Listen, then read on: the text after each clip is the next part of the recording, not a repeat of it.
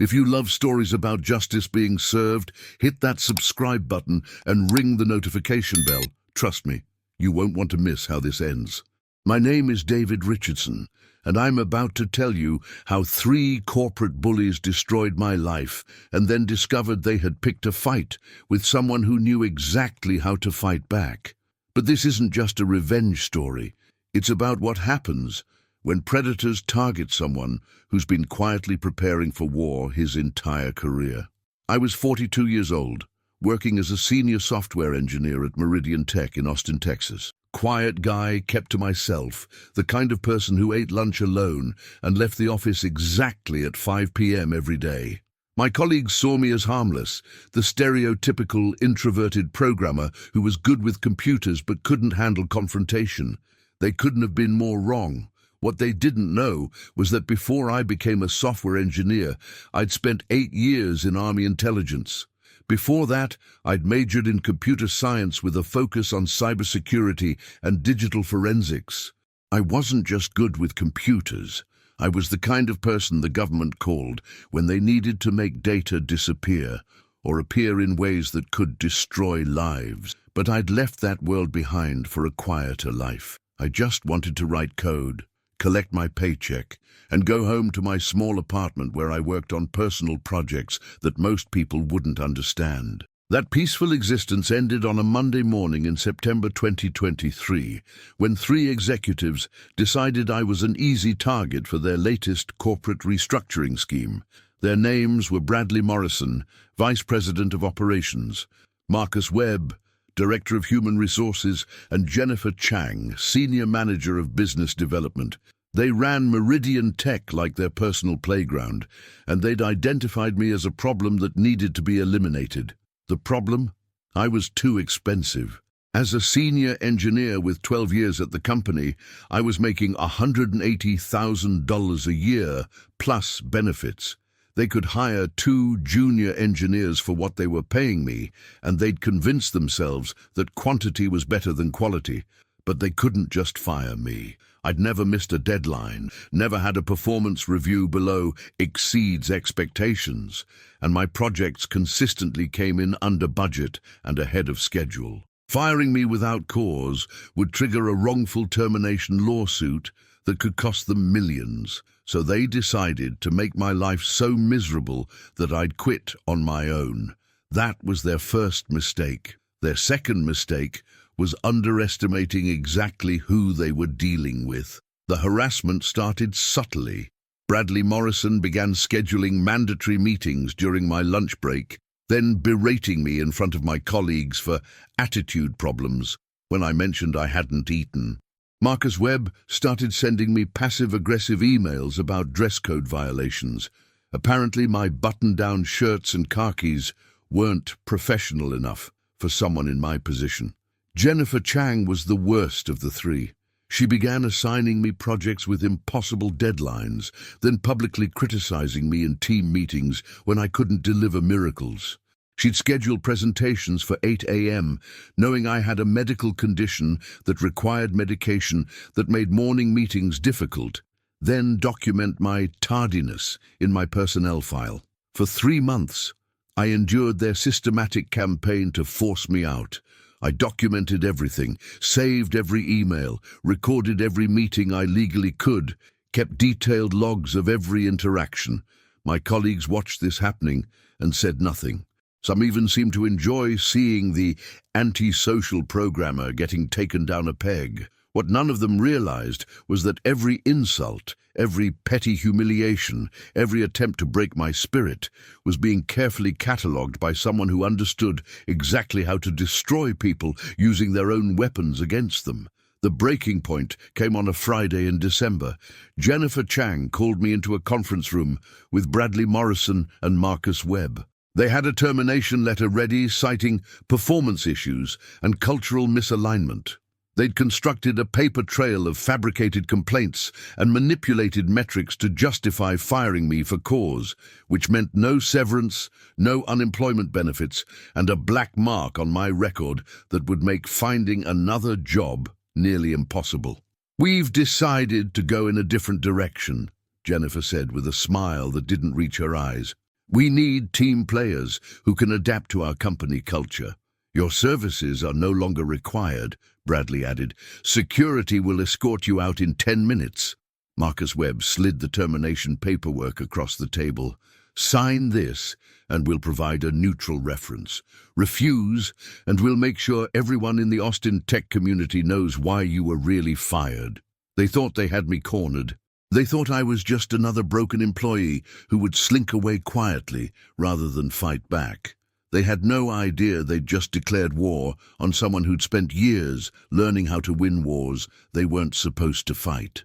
I signed their paperwork and let security escort me out of the building without saying a word. I went home to my apartment, opened a beer, and began planning the systematic destruction of 3 people's careers and lives.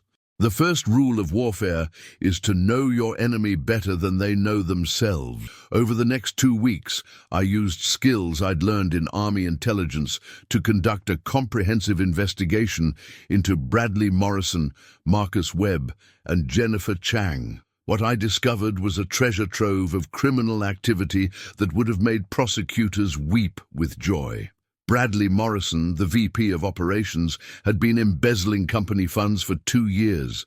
He'd created fake vendor accounts and been paying himself through shell companies for services that were never provided. He'd stolen over $400,000 from Meridian Tech while preaching to employees about fiscal responsibility and tightening belts. Marcus Webb, the HR director, was running an illegal employment discrimination scheme. He'd been taking bribes from recruiting agencies to hire specific candidates, regardless of qualifications, then covering up their poor performance with fraudulent reviews. He'd also been sexually harassing female employees and using his position to cover up complaints. Jennifer Chang was the worst of the 3. She'd been selling confidential client information to competitors, essentially running an industrial espionage operation from inside the company.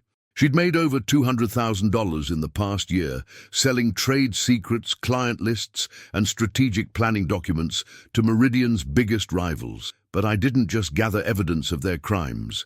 I gathered evidence of everything: their personal finances, their family secrets, their private communications, their browsing histories, their location data, their social media activities. I built complete psychological profiles of 3 people who thought they were untouchable. I also discovered something that would make my revenge even sweeter. All 3 of them had been planning to blame the company's upcoming financial losses on my poor performance and inadequate leadership in the software development department. They were going to use me as a scapegoat for problems they had created through their own criminal activities. That was when I decided they needed to learn what happens when you pick a fight with someone who's forgotten more about digital warfare than they'll ever know. My first target was Bradley Morrison, the VP who thought embezzling was a victimless crime. I started by anonymously reporting his financial activities to the IRS, the Texas Attorney General's office, and the FBI's white-collar crime division. But I didn't stop there. I also sent detailed financial records to his wife, his mortgage company, and his children's private school. Mrs. Morrison filed for divorce within 48 hours of learning her husband was a thief who had been putting their family at legal risk. But the real masterstroke was what I did with Bradley's personal life. I discovered he'd been having an affair with his secretary while lecturing employees about family values and moral leadership. And I sent proof of the affair to his wife's divorce attorney, his church pastor, and his wife's family, who happened to be prominent lawyers in Austin. Bradley Morrison's life imploded over a single weekend. His wife served him with divorce papers. His church excommunicated him, and his in-laws, who had always hated him, began planning to destroy him in the divorce proceedings. By Monday morning, Bradley was facing federal criminal charges, a divorce that would cost him everything he'd stolen and more, and the complete destruction of his reputation in Austin's business community. But I was just getting started. Marcus Webb was next, and his punishment was going to be even more thorough. Marcus Webb's destruction required more finesse because his crimes were more personal. He'd spent years abusing his position to harm vulnerable employees, and I wanted his punishment to match his crimes. First, I anonymously contacted every woman he'd harassed and provided them with evidence of his pattern of abuse. I also connected them with employment lawyers who specialized in sexual harassment cases. Within a week, Marcus was facing a class action lawsuit from 8 former employees, but that was only the beginning.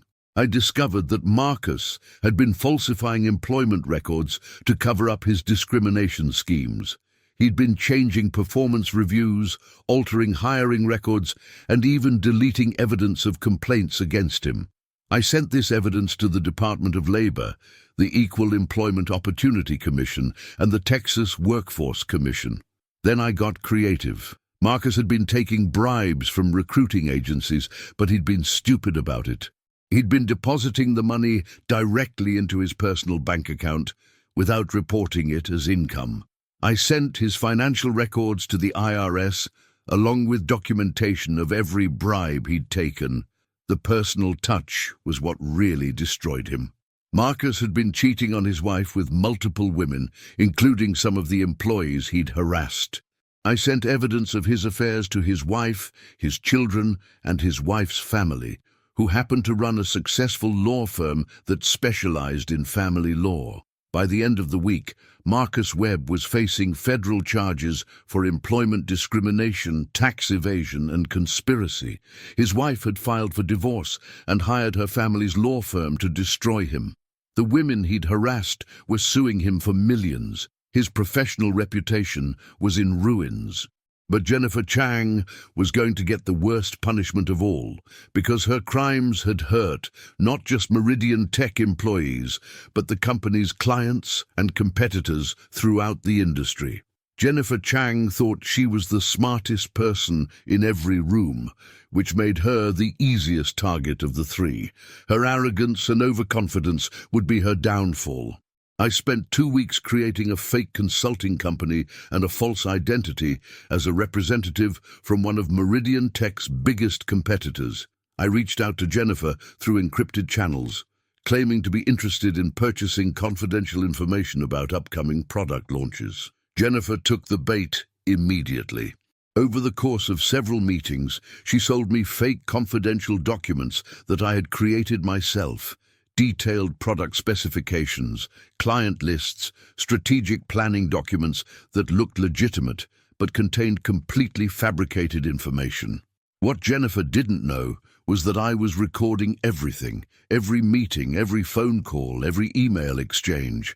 I documented her entire industrial espionage operation, using her own words and actions against her. But the masterstroke came when I arranged for Jennifer to steal information that would supposedly give her buyer a decisive advantage in an upcoming product launch. The information was completely fake, but Jennifer didn't know that. She broke into company servers, stole what she thought were legitimate trade secrets, and sold them to someone she believed was a competitor.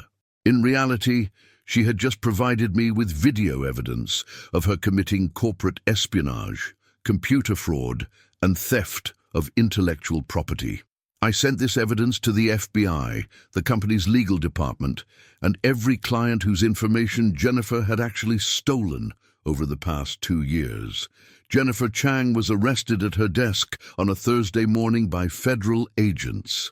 Her charges included industrial espionage, computer fraud, conspiracy and theft of trade secrets, felonies that could result in decades in federal prison. But I still wasn't finished. I had one more surprise for all 3 of them. With Bradley, Marcus and Jennifer all facing serious criminal charges, I decided it was time to reveal my role in their downfall. Not because I wanted credit, but because I wanted to make sure their story served as a warning to other corporate bullies. I contacted Sarah Mills, an investigative reporter for the Austin Business Journal, who had been following corruption in the tech industry. I provided her with complete documentation of everything Bradley, Marcus, and Jennifer had done, both their crimes and their campaign to force me out of my job. Sarah's article ran with the headline, "Corporate Bullies Harassment Campaign Backfires Spectacularly When They Target Former Army Intelligence Officer." The story went viral within hours. It detailed how 3 executives had tried to force out a veteran employee through systematic harassment, only to discover they were targeting someone with the skills and knowledge to expose years of criminal activity they thought they'd hidden. The article included quotes from my former colleagues expressing shock that the quiet programmer they'd watched get bullied had turned out to be a decorated military intelligence officer with expertise in digital forensics and cybersecurity. "We had no idea who David really was," one colleague told the reporter. "He just seemed like a harmless guy who kept to himself. We watched them harass him for months and never spoke up. Now we realize we were watching predators attack someone who was more dangerous than all of them combined." The story sparked a national conversation about workplace bullying, corporate crime, and the importance of protecting employees from retaliation. I was invited to speak at conferences about cybersecurity and corporate corruption. Multiple job offers came in from companies that wanted someone with my specific combination of technical skills and investigative experience. But the best part was what happened to Bradley, Marcus, and Jennifer when they realized I had orchestrated their entire downfall. The trials of Bradley Morrison, Marcus Webb, and Jennifer Chang became a media sensation. All 3 had tried to plea bargain, but the evidence against them was so overwhelming that prosecutors refused to negotiate. Bradley Morrison was sentenced to 12 years in federal prison for embezzlement, tax evasion, and conspiracy. He lost his house, his retirement savings, and his reputation. His ex-wife took him for every penny in the divorce, and his children refused to speak to him. Marcus Webb got 15 years for employment discrimination, sexual harassment, tax evasion, and conspiracy. The civil lawsuit from his victims resulted in a judgment of $3.2 million, which bankrupted him completely. His family disowned him, and his name became synonymous with workplace abuse in the Austin business community. Jennifer Chang received the harshest sentence, 22 years in federal prison for industrial espionage, computer fraud, and theft of trade secrets. Her crimes had damaged not just Meridian Tech, but dozens of companies whose confidential information she had sold. The financial impact of her actions was estimated at over $50 million. During their trials, all 3 defendants tried to claim they were the real victims, that I had entrapped them, that their prosecutions were revenge for their legitimate business decisions regarding my employment. The judges weren't impressed. The defendants seemed to believe that their harassment of Mr. Richardson justifies or excuses years of criminal activity, said Federal Judge Maria Santos during Jennifer Chang's sentencing. This court finds that argument not only legally baseless, but morally reprehensible. These defendants used their positions of authority to commit crimes against their employer, their colleagues, and their industry. The fact that their crimes were exposed by someone they had wronged does not diminish their responsibility. But the trials revealed something else that made their punishment even more satisfying. During the discovery process for their criminal trials, investigators uncovered the full scope of Bradley, Marcus, and Jennifer's criminal enterprise. They hadn't just been individual criminals working separately. They had been operating as a coordinated team for over 5 years. Bradley would identify employees whose salaries he wanted to eliminate. Marcus would create fake performance issues and harassment campaigns to force those employees out. Jennifer would steal confidential information from departing employees' projects and sell it to competitors. They had forced out over 30 employees using these tactics, stealing millions in confidential information and collecting hundreds of thousands in bribes and kickbacks. Some of the employees they targeted had suffered nervous breakdowns, financial ruin, and career destruction. I was just their latest victim, but I was also the one who finally had the skills and knowledge to stop them. The FBI investigation revealed that their scheme had damaged not just Meridian Tech, but the entire Austin tech industry. Companies had lost contracts, employees had lost careers, and innovation had been stifled by a conspiracy that had been operating in plain sight for years. David Richardson, didn't just stop 3 criminals, FBI Special Agent Linda Torres told reporters. He exposed a corruption network that was damaging an entire industry. His actions have resulted in policy changes at dozens of companies and new protections for employees who report corporate misconduct.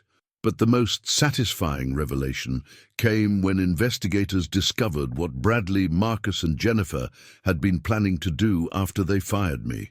Court documents revealed that Bradley, Marcus, and Jennifer had been planning to use my termination as the centerpiece of a corporate restructuring that would have resulted in hundreds of layoffs.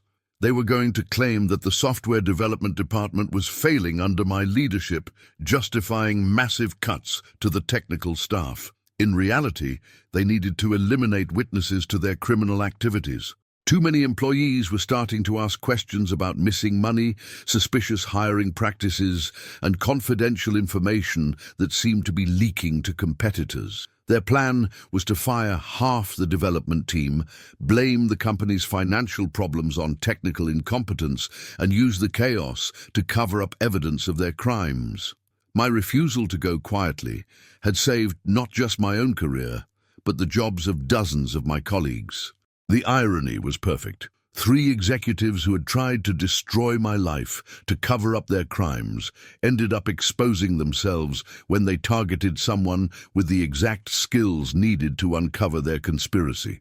2 years after my termination, I was working as a cybersecurity consultant for the FBI, helping investigate corporate crime and digital fraud. My annual income had tripled, and I was doing work that actually mattered instead of just writing code for a corrupt company. Meridian Tech, under new leadership, hired me as a contractor to help rebuild their security systems and corporate culture. My former colleagues, who had watched my harassment without speaking up, now treated me with a combination of respect and embarrassment. "We should have said something," one of them told me during a consulting visit. "We should have stood up for you." "You didn't know who I really was," I replied. "But more importantly, you didn't know who they really were either." Sometimes the bullies are the ones who seem to have all the power, and sometimes the victim is the most dangerous person in the room. Bradley Morrison, Marcus Webb, and Jennifer Chang are currently serving their sentences in federal prison.